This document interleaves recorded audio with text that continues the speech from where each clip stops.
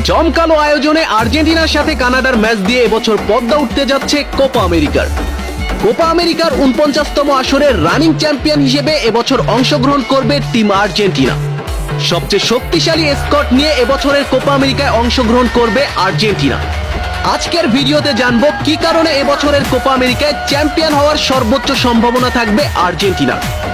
বন্ধুরা, ভিন্ন আঙ্গিকে এবছরের কোপা আমেরিকার আয়োজন করতে যাচ্ছে লাতিন আমেরিকান ফুটবল নিয়ন্ত্রণ সংস্থা কনমেবল, যেখানে লাতিনের 10টি টিমের বাইরে ইনভাইটেড টিম হিসেবে অ্যাটেন্ড করবে আরো 6টি দল।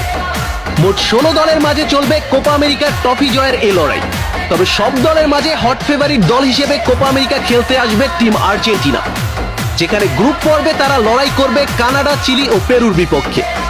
বন্ধুরা, চলতি বছরের কোপা আমেরিকায় বেশ কিছু কারণেই চ্যাম্পিয়ন হওয়ার সুযোগ থাকবে আর্জেন্টিনার। তার মধ্যে অন্যতম একটি কারণ আর্জেন্টিনার ব্যালেন্স টিম।